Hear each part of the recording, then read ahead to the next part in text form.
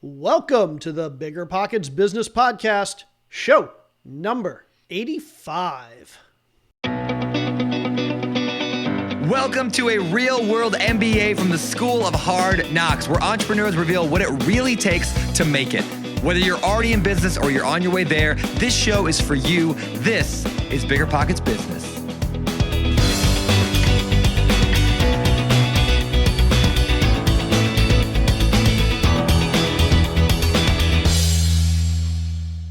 How's it going, everybody? I am Jay Scott. I am your co-host for the BiggerPockets Business Podcast, and I am here this lovely week with my lovely co-host, Carol Scott. How's it going today, Carol? Doing so well, and I've got to tell you, right now, especially this time of year, I'm just looking at everyone, looking back at everyone, just looking upon things and reflecting, and oh my goodness, I'm so insanely proud of you. I'm so insanely proud of our listeners. I'm so insanely proud of just everybody out there who is working hard, keeping family front and center, and prioritizing all the things that matter. It's a lot to do, and everybody is as tricky as it might be and as difficult as it sometimes can be. You're all just getting up, doing it over and over again, and making sure that you maintain sanity, keep everybody happy, and keep moving forward. So crazy proud of everybody in our circle. Thank you so much, everyone, for being here. And thank you, honey, for being my rock and being such an amazing person in our family. Thank you. Well, thank you for those kind words. And to everybody that's listening now, even though we're proud of you, it doesn't mean things are always easy. And we know that during COVID, even not during COVID, but especially during COVID, there's always a lot of business owners who are struggling to find their way, dealing with obstacles. And that's especially true during COVID.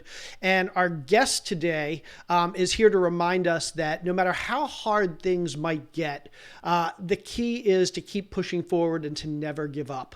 Our guest today, his name is Ralphie Martinez. He is the owner of Martinez Elite Fitness, and he quit his job a few years ago to follow his passion, which was to create a gym that could help people better themselves. And he's grown that business over the last couple of years until COVID.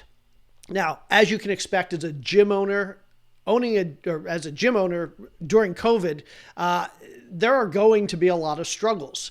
A lot of states, he's in California, which is one of the states that has gotten hit the hardest with COVID, has also dealt with some of the toughest and most stringent restrictions with COVID. And this has impacted his business tremendously. Over this past several months, his business has struggled. He struggled personally. But in response to that struggle, there's been a fierce resilience and a focus on righting the ship and really just continuing to push forward. And in this episode, Ralphie talks to us about the struggles he's faced and the struggles a lot of us are facing during this pandemic, and basically the same struggles we face all the time as business owners. And he talks to us why he hasn't quit and why quitting is not an option. So this is a really powerful episode, and Ralphie is really raw and he's really open and he's really honest, and he talks about all the things that a lot of us are dealing with and feeling. And if you're not dealing with it and feeling it now, you will be at some point, because we all do at some point. Please make sure you listen to the end, because at the end of the episode, Ralphie talks about some of the things that he's reading and watching and people he's following just to stay motivated and to keep moving forward. And we hope that you'll take some motivation from this, and that whether you're struggling now or later or whenever, that you'll stay motivated and you'll keep moving forward. So if you want to learn more about Ralphie, his business, Martinez Elite Fitness, or anything we talk about on this episode, make sure you check out our show notes at biggerpockets.com/bizshow85. Again, that's biggerpockets.com/bizshow85. Okay, without any further ado, let's welcome Ralphie Martinez to the show. How you doing today, Ralphie? I'm doing good, guys. How are you doing? Thanks for having me. Thank you so much for joining us today. I've got to tell you, you have such a great story. You've been through so much this year. You've been an incredibly successful small business owner in such a short period of time. You have such grit and amazing wisdom to share with our people. So we're so glad to chat with you. I would love to give our listeners a little bit more information about your journey because I think it's so absolutely relatable, right? It sounds like you were working a full-time job and you did something that was a hobby and turned it into a business. So Ralphie, just tell us more about your journey. With one caveat, I would love for you to tell us your journey, but stop before March 2020. Okay, can you give us some more info there? Sure thing. Yeah. So pre-COVID, I guess is what it's known as now. So out of high school, I went to massage therapy school, and it was there that I learned that I really enjoyed helping people. And then while working a desk job, I started working out in my garage, and then invited some people over. Friends started coming over, and it started becoming a thing. Went from hobby and friends to a little bit more, and then a little bit more, and then before I knew it, there was 15 people in my garage, and I was kind of dictating a workout. All while working a desk job. I think our oldest son at that time was 2, maybe 3, and then another one on the way. So I was working a full-time job, doing a 6 a.m. class, going to work, coming home, doing a 5:15 at that time, and then a 7:15 eventually. And then it just kind of steamrolled. And then one day I sat at my desk and I realized if I had this many people coming up to our garage, I don't have to do this desk job anymore. And I can do something that I'm really enjoying. So once I knew those numbers, a lot of times in my life, once I know a number, I just keep going until that number is reached or surpassed. And so I hit that number, and I told my wife, I stopped there. My wife told me, it's time to stop the desk job. Let's do this. So the last month or so that I was at that desk job, I took my 2 weeks vacation and actually test ran a schedule running a gym out of our garage. So we had a full schedule, and we had our morning classes, an afternoon class, and then our evening classes.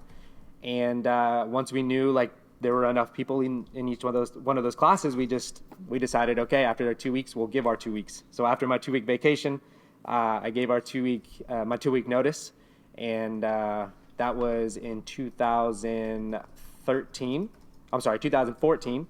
And 6 months later, the stuff that you see behind me, we moved in here, and that was 2014. So we're going on 6 years now here, and our membership just kept growing. And then within this building, I think we've transformed maybe another 4 times. We knocked down walls, we grew into other space, and we're in about a little less than 3,000 square feet, probably about 2,500 square feet usable for the gym itself. And yeah, that's how that's rolling. That's great. I want to step back. You mentioned 2 weeks left in your desk job, and you decide to do a quote unquote test run. I'm curious, like, what your goals were there. Was this an opportunity for you to say, do I really want to do this? Was this an opportunity for you to validate the business model? Was this just an opportunity for you to say, am I going to enjoy this? What was the goals for the test run, and how did you actually carry that out? I think it's probably a mixture of all of that. And I think it was to show that, one, I can do it and fill those classes with people, and that people can make it. So if people couldn't make those classes, then there was no point in me to even really try to, keep pursuing this. Because at that point in time, we were maybe 8 months into this whole, hobby thing. And so to make it like the dream a reality, I used to tell people all the time, if you see it, you can believe it. If you believe it, if you see it, to believe it to achieve it. And I was just kind of like in that process, and for myself, just making sure that it was going to be something that not only I could see and believe, but I could achieve it. And it was just kind of the nail that finished off that desk job and pushed me into doing this full time. And so everything was just all that mixture, perfect combination, and it worked out. People can make it. I knew I enjoyed doing it day in and day out for that. I know that was a short time, but 2 weeks. And that's pretty much what that 2 weeks was. I love that 2 weeks. And I really want to give some major props to your wife. And I love how Of course you do. Of course I do. But again, I think deserves it. so many of our listeners can relate to this, right? You're working a full-time job. You're not loving it. There's something else that you are loving. And it was your wife who was like, no, it's time to make this dream a reality and quit the desk job and start taking this whole life of ours into our own hands. I'm curious, is your wife involved with a business? Has she been? How do you balance family? Just how has the whole family dynamic worked with your business up until 2020? So yes, she is involved. She was holding her own class pre-COVID. She had her own class, and she enjoyed it. It was a little different than the classes that I'm in charge of, which people really liked. They would come and get that mix of what she did and what we normally do. She was also a certified nutrition coach. She got that certification maybe about a year and a half into us doing the gym. And without her, I'm not talking to you. I'm not wearing a hat with our logo. I'm not, none of this happens. Because although I am, she calls it, people want to see me, no one sees me if it's not for her. I'm not on this podcast right now if it's not for her. It's just because I don't believe in myself enough to go and do these kind of things. It's only because of her that I have that push and that belief. So without her, there's no Martinez Elite Fitness and definitely no podcast today. So I definitely joke about the wife thing, the comment I made, but to be honest, I think all of us recognize that it's so much easier to achieve success and to reduce stress when those that are most surrounding you, that are closest to you, whether it's a spouse or family members, are on board with what you're doing. So it sounds like for you that was a big motivating factor and a big weight off your shoulders, knowing that your wife and your family were supporting you as opposed to fighting back against you. Oh yeah. Having my wife Tara, and that's all I need. If she could tell me I can do something, I'm going to go do it. And a lot of times there were other people, family included, like I would tell them what I was going to do. And you can see it in their eyes that they were like, are you sure? Without asking me, are you sure? And it didn't matter because, every day I would come home, I would kiss my young son at that time. Hello from coming home from the 8-hour job, the desk job, and I'd go right onto the garage. That's really the time that I got with him. I only got to see him sometimes in the morning and then sometimes at night. And I knew, I think at a certain point in time, that I wasn't going to just see my son for X amount of time just to not succeed. And that's huge. I have 3 kids now, and I won't let myself fail because that's no example to set for them. Well, I love it, and I know Carol is going to want to come back to that whole family prioritization thing. But before we get there, I want to talk about, so you quit your job, and now you are an entrepreneur, you're a full-time business owner, and you need to scale your business, you need to get customers. What did you do to grow your business? What did your marketing look like? And how quickly and easily were you able to scale? So this is really boring. We have never done any type of ad. We have never really done any Facebook marketing. Every single person that's walked in our door, I would say probably 98%, is all word of mouth. And to be 100% honest with you, I have no idea how or really why, but we have kind of lucked out in the sense that people enjoy us enough, and we are, I think, relatable enough that people just enjoy being here. We're way more than just a gym. We have been our own community within our city community. We only have about 37,000 people here in Martinez, which, no, I don't own the town. It's just my last name. A lot of people ask that. But I mean, no advertising. I mean, we're on social media. We used to put like blurry pictures up, really horrible Instagram posts early on. But other than that, like, really no advertising, just all word of mouth, which is really hard to believe, and sometimes for myself especially. Well, you said something in there, Ralphie, that I know I speak with a lot of other entrepreneurs, and it's one of those things I think we just kind of default to saying, and that's, it was really just a lot of luck. And so, yes, of course, in entrepreneurship and any business ownership, there is a bit of luck that's involved.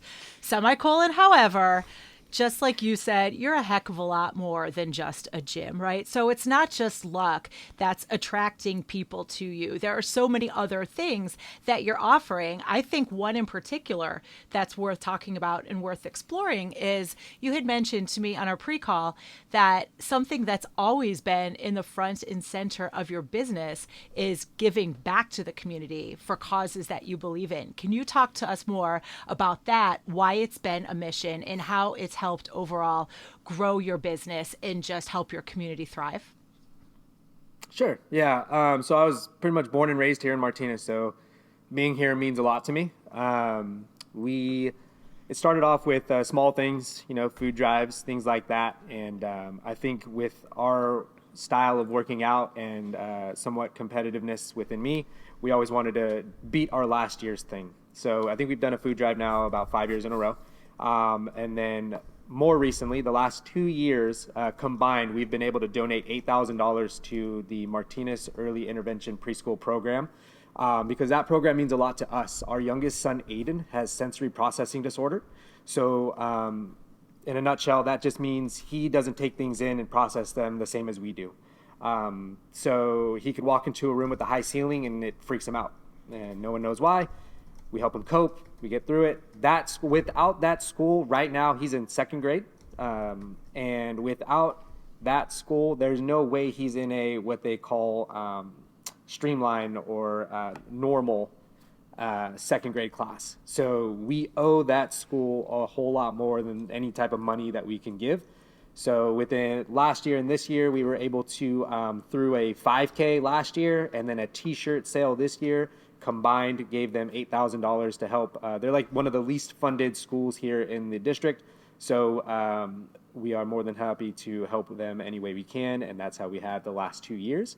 And on top of that, I know this is kind of bringing in a COVID, but we were helped this year. There's a local restaurant here called Taco Daddy's.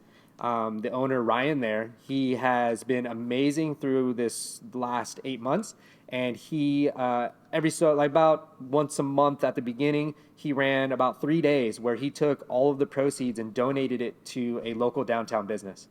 And we were lucky enough, he chose us.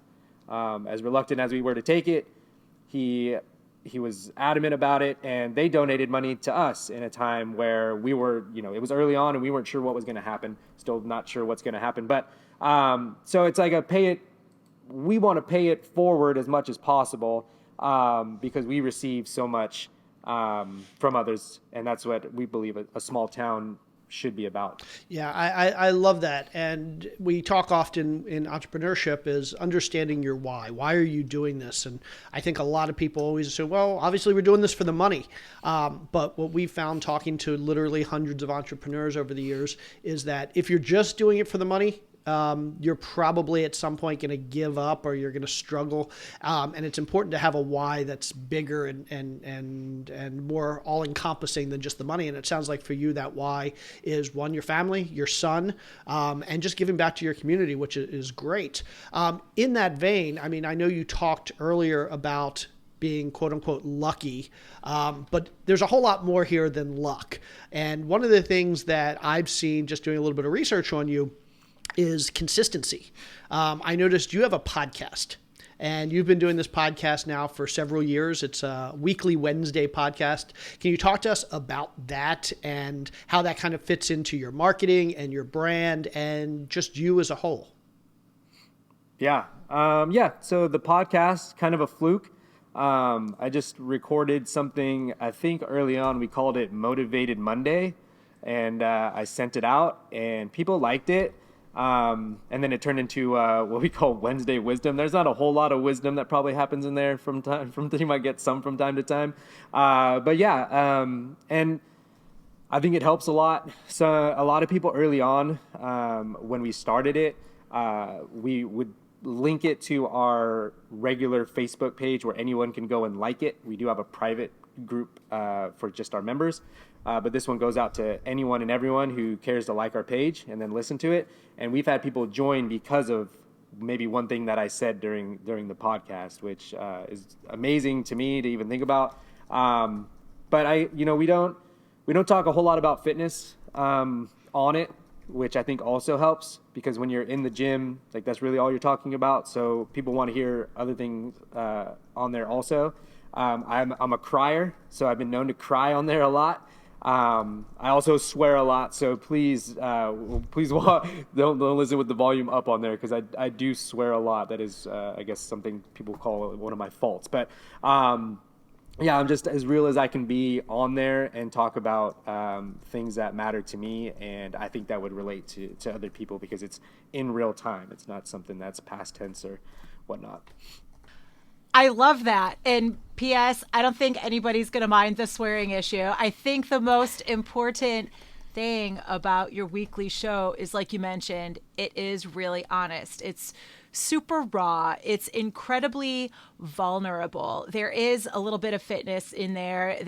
But there's a heck of a lot more motivation and a heck of a lot more inspiration from some guests as well as yourself on how to just keep moving forward and overcoming obstacles and remaining consistent and setting routines and schedules to continue being the best person you can be. I'm curious, after putting this much effort into it for this many years, it sounds like you have generated business from it. It sounds like people have become a much broader part of your community. Would you recommend to other small business owners, other entrepreneurs, that they put themselves out there, whether it be through a podcast or through social media or through some other forums? Is that something that has been time well spent for you? Can you just talk more about how other people might go about making that happen and why it's a good thing to do? Yeah, so the podcast is one avenue, but if you don't like talking, what we did recently is we switched up our social media, our Instagram, I should say, our posts. We went from, of course, right now we can't take pictures of people doing a workout. So we went to little, like a screenshot with a little box with verbiage in it. It's a black background. Our colors are green and lime green. Black and lime green. And so we made the black background, lime green box, and then white lettering. And then we just put a little something of like inspiration inside there. And that seems to hit home a lot more than like a picture of someone doing a kettlebell swing or something like that. So just little tweaks and things as you go along, but staying consistent with whatever it is. Like, it might be like, this is the year of the pivot is what I've pretty much named 2020. And we started with one thing. We are doing still something similar, but we've changed the way that we've done it. And then if that didn't work, then we've done it another way, but still staying consistent, whether it's posting it every day or at the same time. That kind of thing has helped a lot, especially with engagement with members who right now are pretty much paying for a gym that they can't attend.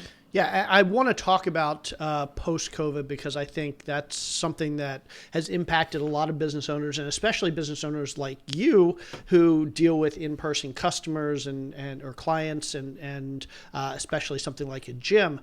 Before we get there, can you give us kind of just an overall view of where were you pre-COVID? How many members did you have? How big had the business become? What was your trajectory leading up to, obviously, the changes that occurred because of COVID? Okay. So I think I have to give the definition of what our gym is, especially because the government sees us as a gym, and that's like an umbrella thing. We're not a 24-hour fitness. We're not some key card access thing. I'm in front of the class every time. It's me or one of my volunteer staff members. We're in front of you, a small group, 10 people. The term, I don't really care for it, but it's boutique style gym. I don't know who came up with that, but if they could change it, it'd be great. So that's where we are. And 2020, we were on point to just keep going up, because 2019 was a great year for us. my goal since we were in our 486 square foot garage was 100 members. And again, I chase numbers and I try to obtain numbers. And for the longest time, it just didn't, we couldn't grasp 100 members. We'd get there and then the next week, maybe someone fell off. And so, the roller coaster that is. So we were on track to, maybe hit 125 this year, 125 members, maybe more. And January, February, we're looking really great. Our numbers are great. Income was great. We're at that 100, a little bit more than 100 member mark.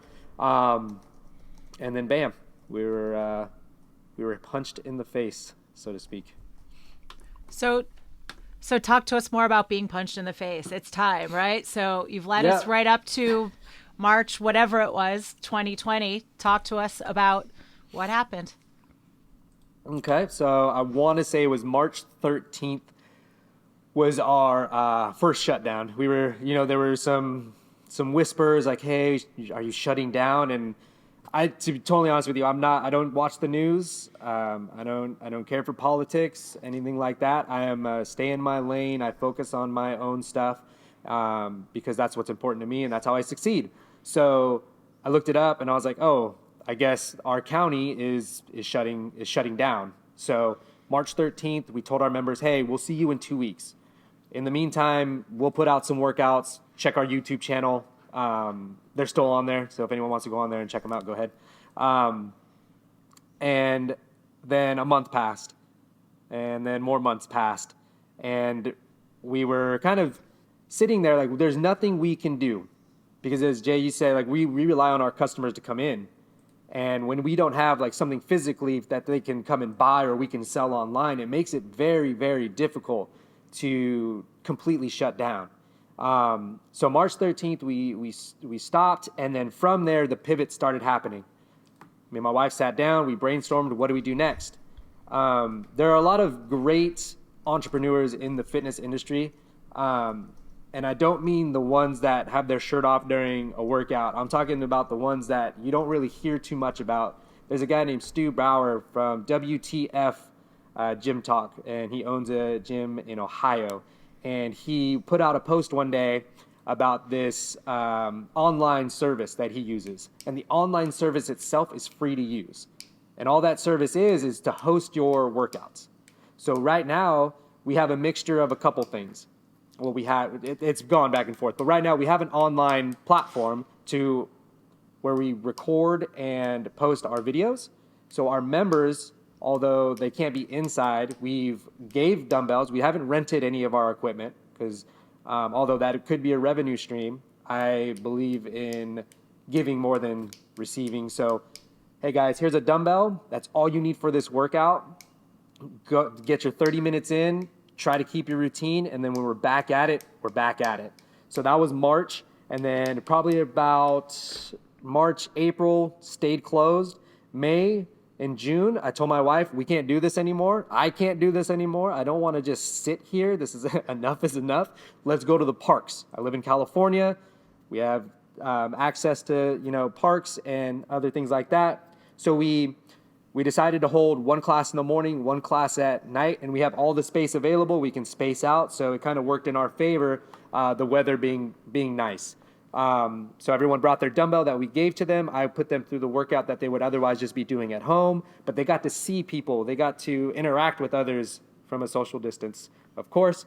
And then in June, I told my wife, can't do the parks anymore. We need more because the dumbbell just isn't doing it. And I don't want everyone to be back at zero or even worse when this is all done. And so what we did is we cleared out our garage again, our 486 square foot garage, and we have there's a company called Concept 2. They make skiers, rowers, bikes, and we have their skiers and rowers, and we have bikes from another company. So I told my wife, we can fit 9 people in our garage, situated to where they're all spaced out. So we moved back to where it all began. So those that didn't get to witness the beginning, they got a taste of it for a month. So I told my wife, for a month, from June to July, we're going to have it up at our house. And we're lucky where we live. We live on a private road where parking isn't great, but we don't have all the neighbors that you would in some some other type of neighborhood. So it worked in our benefit of where we live. So we did that for a month. And then I told my wife after a month, that's all we can really do up here. I don't want to put our neighbors through the year and a half that they had to go through when we first moved up here, when we had 20 something cars on the road. So we had about 9 people a class, and we ran our classes normally. And then after a month, I told my wife, I was like, yeah, I know we're not supposed to be back in the gym, but we moved back in the gym. At that time, I think they were citing and fining people that, were breaking the rules. I can't say they're laws because I don't think they are. So in July, I believe we were here for a little bit, and it was like a week. And then the next week they told gyms that they could be open indoors. So July, we're back open. So that's about 3 pivots now from online to parks, back to the garage, now back in, even though we weren't supposed to be, to the county let us for maybe a month and a half. And then we're going on 3 weeks starting next week of our second shutdown. So we're kind of back to where we started back in March, but we're a little ahead of the game because now our online service, we have 100 plus workouts on there. But it's not the same. It's not the same, both financially and for our members. So I think all in all, that's about 4 or 5 different pivots that we actually executed, but there were probably 100 or more on our end. We thought about pouring a slab of concrete in our backyard to then house, like for the winter, we were going to put up like a small barn situation because our garage was getting a little bit too small. So the possibilities were endless, but the execution only landed on a few. Wow. I am just truly blown away by all of this, Ralphie, right? Absolutely admire your attitude of this is just the year of the pivot and we're going to do something different and try something different and try something different. That said, the amount of thought and energy and resources and work that every single one of those pivots took is, I can't even wrap my head around it. I cannot even begin to imagine. You told it so concisely about how you went from, you were shut down, you went to online, you went to parks, you went back to the garage, you went back to in-person, then you were shut down, pivot. But realistically, I would suspect that every single one of those was a lot of planning, a lot of figuring stuff out, a lot of grit and determination to keep going. So, I know you're saying this was the year of the pivot. I often have a not quite as good of an attitude. I've got to be honest. There have been a lot of times this year when I've been like, my goodness, 2020 has just been the year of doing and undoing. And doing again and undoing again. And I'm so dang tired of undoing. So I would love to know how you and your wife together, how you coped through this. You are so, this is one of those many things I love about you. You are so real and vulnerable and honest. Like how did that feel? How did you even get yourself to pick up and start over and pivot and pivot and pivot? And what did you do? And what can people like me who don't necessarily have such a great attitude all the time? I get really frustrated, really demoralized. What have you done to get over that and keep pushing forward? So the energy was the biggest thing. Every time we thought we were going on, we had something going, and then they made us pivot. That was like the biggest thing, right? So we've spent all this energy to do this thing, and then they tell us, hey, you can't do that anymore. And the lowest part, like there was times where I got up and I was just, nope, don't want to do anything today. And I didn't have to do anything, right? Because I don't have a job to go to. I don't have a business to run. And then my kids would wake up. And I think that if it weren't for my kids or my wife, we wouldn't still be operating.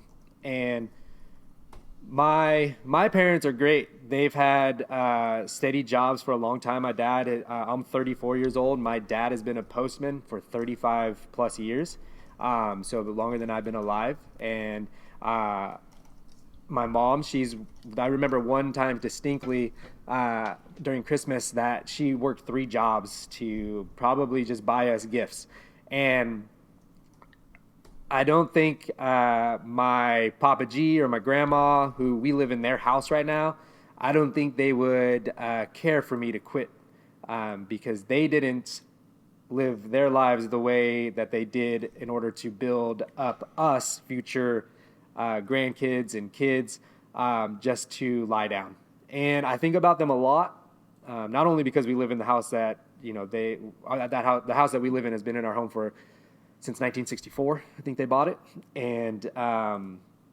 And to think about my ancestors and then now my children see me quit something that I'm pretty good at and I enjoy a lot, that would be probably the worst thing that could happen.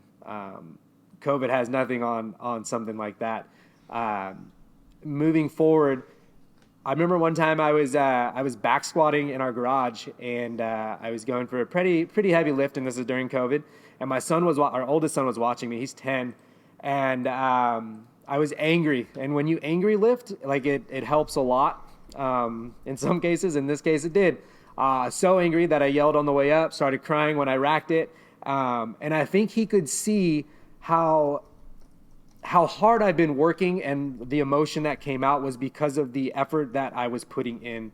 And I can only hope that those are the types of things that he sees and then takes on with whatever he decides to do in his life. And that's it. Like, what else can I do? Someone asked me one time exactly what you just asked me. Well, why are you still doing it? What else am I going to do? There's nothing else to do but to keep going. Like, one step in front of the other. Add another plate to the bar, because I'm gonna squat it and I'm gonna come right back up and I'm gonna ask, what else? Like, what else could I do? Yeah, and I think, wow, I first of all, I love that, and I think that lesson to your son right there was probably the best possible lesson you could give. But I think the thing that stands out is the difference between a successful entrepreneur and an unsuccessful entrepreneur long term is that the successful entrepreneur doesn't understand this idea of quitting. That's not an option. And so what I'm hearing from you is you don't quit. You keep moving and you keep pivoting and you keep doing what you have to do. And if the literally hundreds of other entrepreneurs that we've talked to are any indication, your path has to succeed because there is no alternative. And so what's the at some point, hopefully in the next few months, COVID is going to go away. Hopefully we'll have a vaccine. Hopefully we can, quote unquote, get back to normal. What is your plan for the next few months? I assume your plan after that is to kind of go back on track. Maybe not. So tell us, what is your plan for the next couple months? Where are you right now? And then what's your plan once we kind of get back on track? So where we are right now is we're in our second closure, like I mentioned. So there's been, we also have a curfew. I don't think you guys have one, but here in California, we have a curfew from 10 p.m. to 5 a.m. That's in effect until mid or late this month. So I'm assuming once that's lifted, that might have an effect on all the other, I think gyms are totally shut down. So I'm assuming in a few weeks, we're either told the numbers are here, so you can do this, or the numbers are back up here, so you can't do that. And what we're doing, which a lot of businesses are already, gym-wise, we are ready to be back inside. We have totally revamped our floor layout to where everyone's spaced apart. We only have 9 people, 10 people a class. And that's what we're going to do starting, of course, I don't know when this will air, but Monday, this coming Monday, the 7th, December 7th, I told our members, be ready because we're going to be back in. And that might be defying orders, that some people might see that as where you're putting people's lives at risk. I'm not forcing any of these people in, though. So they're in need of what we have to offer. And fitness and just a routine is so crucial to a lot of people's mental health. We have teachers that come here, and being a teacher right now is probably one of the hardest things that you could be. So in order for them to have an outlet and be around other people in a situation where, it's safe, is necessary. So I don't look at it as putting anyone in jeopardy. I'm looking at it as this is some people's necessity in order for them not to have breakdowns every 20 minutes. That's where we're going. Is soon we'll be back inside. We have all of the cleaning protocols that you could think of. Everything's in place, and we just how we were before the second shutdown. So we're just going to pick it back up, and we're going to roll. And hopefully, when this is all over, we reach that 125, 150 member thing, and we just keep rolling because numbers are what I try to obtain. So amazing. This is all so incredibly powerful and inspirational, and you just keep pushing. And I think it's so worth mentioning, like you said before, even through your shutdowns, you have a lot of members who are continuing to pay for their membership, right? And I think that is, frankly, it's not surprising based on how you live your life, how you run your business, based on the examples that you set for your children, based upon the legacy that you're carrying on for your parents, your grandparents, your ancestors, just all of those things wrapped into one. You, again, like you said in the very beginning of this, you haven't just created a gym, you've created a community that truly depends on you, and you're helping that community thrive. So again, you have really shown people, you've shown business owners, you're that true example of the why of entrepreneurship, right? It's not just the making money, it's all of those other things that go along with it. Very, very powerful. Wow, just seriously. And here's the other thing that's probably worth mentioning. As bad as COVID has been for your business, and this is half joking, but also very serious. The way COVID has played out, you're probably creating more customers. I have to imagine that, I mean, if I'm any indication, there are a lot of people out there that have been lazy the last 6 or 7 or 8 months, have put on weight. And once this is through, I imagine that there will probably be some great opportunity to use COVID as a marketing tool, to use the fact that people have been lazy, that they've put on weight, that they've gotten out of shape, to actually drive business. So while I again, your business isn't in a great place right now, this probably is going to provide some opportunity for you, whereas a lot of other businesses, they're going to get out of COVID and still be struggling. You may have some opportunity that you didn't have before. Yeah, that's definitely something people have brought to our attention. We've probably dropped about 60% of our membership throughout this. But although the weight gain and the lifestyle that's kind of been made because of COVID, stay inside, don't do things, we have to still get over the fear factor. And although definitely people have put on the weight that they'd want to lose, one thing that is something we can't measure, that we have found and thought about a whole lot, is changing the fear factor of a lot of people in their mindset. But we're trying to work on that, and how to kind of make something click in people, in the sense to make them feel safe while they're here, because it really is a safe place and can make you better, right? Who doesn't want to make themselves better? That's really, really cool. Hey, can we pivot? Oh gosh, I just said the magic word. Can we pivot a quick second to something that I think is very related? Talking about making yourself better and just mindset. And you had mentioned to me something I think that's really cool. Like this business, your gym started, excuse me. Your gym started as a hobby that turned into this thriving business that, yes, is facing challenges, but there are absolutely better days ahead. That's very clear to see. But in the meantime, it sounds like to help you get through these past several months, you've had a hobby too that started maybe turning into another business. Can you talk more about that and how kind of it was an outlet? Again, it started kind of the same way. It was an outlet, and now it's beginning to pick up and thrive. Yeah, it's pretty much a joke. My mom asked me to make this, they're real popular at the beginning of this, squirrel bench. I don't know if it was popular. It was all over the internet. Stupid squirrel benches that the squirrels would eat at. So I made one, and then one of her friends asked, can you make me one? And then someone asked, hey, can you make this? And I've always been interested, and it's literally been a hobby for a very long time of just working with my hands.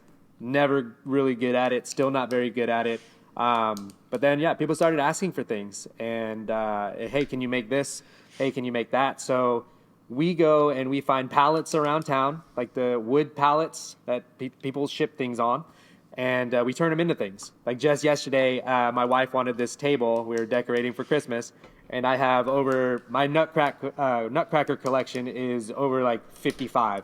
And so we literally made this table yesterday to fit the majority of them, but also she'll be using for future use. And it's helped a lot. It was really just stress relieving at the beginning. And really when I had nothing to do to keep me preoccupied, like I just would go and I would build something.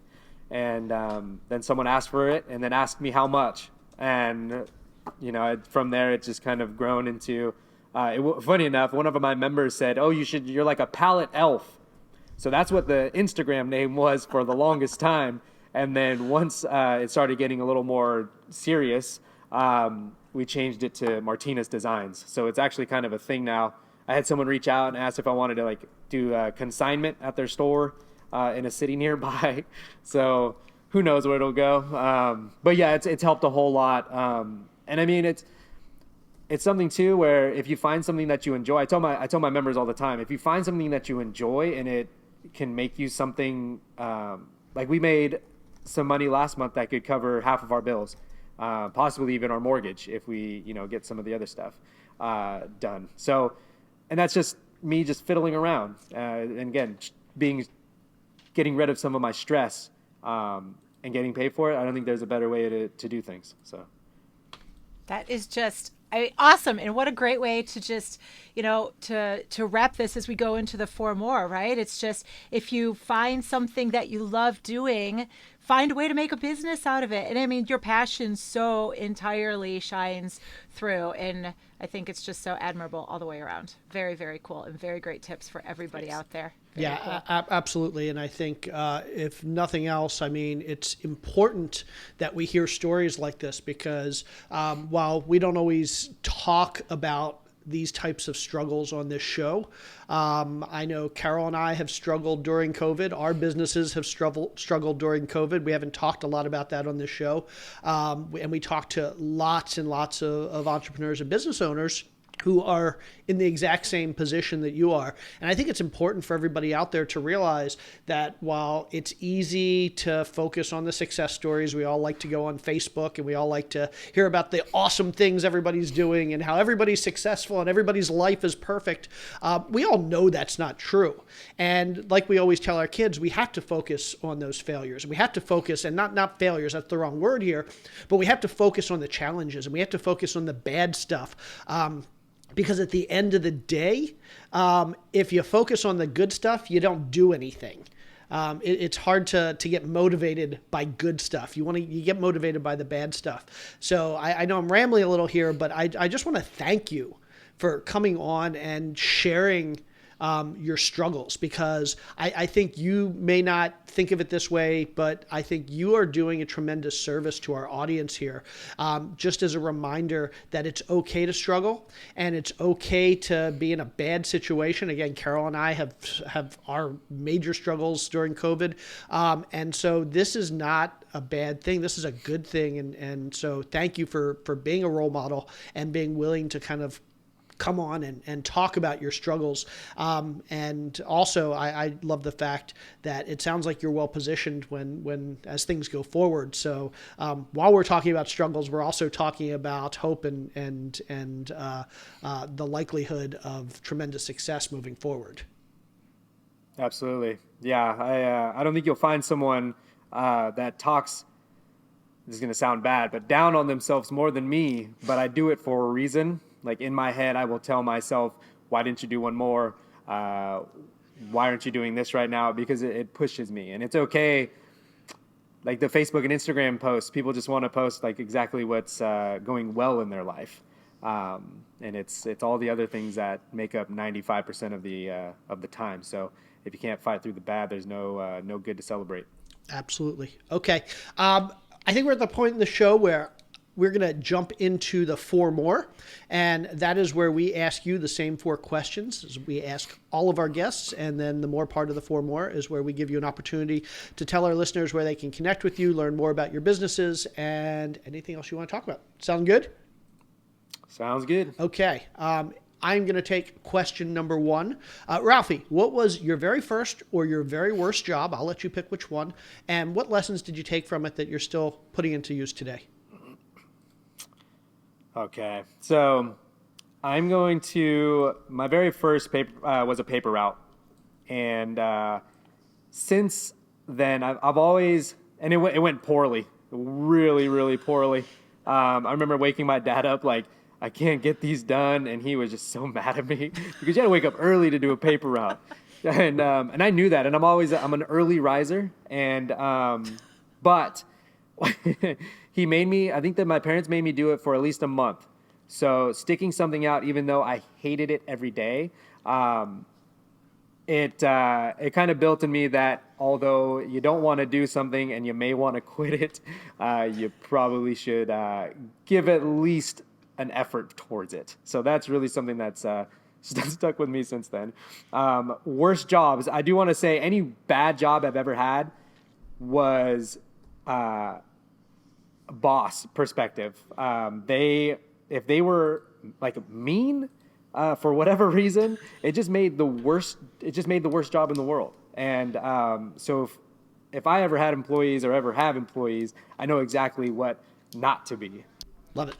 Love it. Okay. I'm sitting here just laughing about so many little bits and pieces. 'Cause I'm sorry, old bosses, if you're listening, which I'm sure you're not. But yeah, there have been, never mind. We can relate on that. Another story for another day. I digress. I'm focusing now. Question number 2.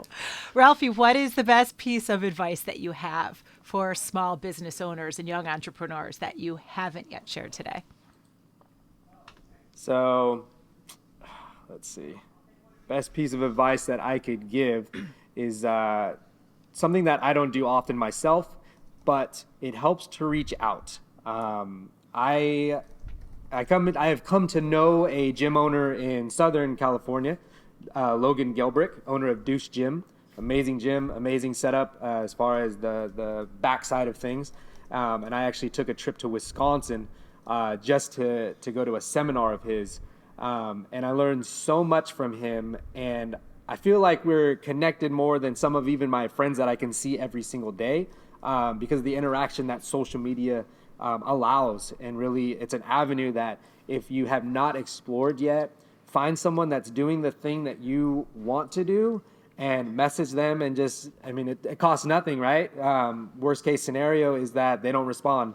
And then you find someone else that's doing the same thing, and it just pick everybody's brain that you can, and most of the time it's free. Awesome. Love that. Okay, question number 3. And normally this is the question where I'd ask your favorite book that people should be reading, but I want to expand that and make it a little bit broader, because clearly you have you rely heavily on motivation, and you seem to do a great job of staying motivated. When you start to get demotivated, what do you do?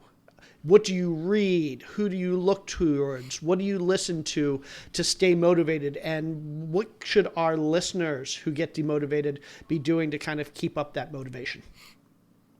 Okay. So first, I came prepared for this question so I do have a book, and I'm going to mindset, and it's not a business book, but if it wasn't for Logan, who I mentioned just a little bit ago, I would have never known what this book was about. This might change your life. So I highly recommend Mindset by Carol Dweck. It's amazing. It's a short read. If I can read it, you can read it. But what I, early on especially, trying to get this gym off the ground and make it more than a hobby, Eric Thomas, Gary Vaynerchuk, I'm blanking on another name, but it might come to me. But Eric Thomas especially, E.T., the hip-hop preacher, if you YouTube them, they do a lot of motivational mashups. So during workouts, or when I'm programming for my gym's workouts, or just when I need maybe a little kick in the ass, I will I will YouTube motivational Eric Thomas, and that usually just gets me going. Yeah, it's as simple as that. It's as simple. I'm huge on outside motivation to get the inside going. So if I can hear someone who they're not really even speaking to me, but it can relate because it usually is, it'll drive me to wherever I need to go. I love it. I love it. And I love getting the sources of motivation and inspiration from somebody who himself, you, are so massively motivational and inspirational. So thank you for sharing that. Okay, my fourth question, which is my favorite fun-ish kind of one. What is something along the way, either for your work life or your family life, whether it's a thing or an experience or for you or for your kids or whomever, however, wherever, that you have splurged on along the way that was entirely and totally worth it? Okay, so I had to really sit down and think of this one. Carol, as I told you in our pre-talk, we at the beginning of this, I found your guys' podcast, this lockdown, and I listened to every single episode up until about, I think, a week ago, so I might be a little bit behind. But and every single time, one of who I thought was a very successful person was asked this question. They said they go for the experience, not so much the the thing that you can actually buy.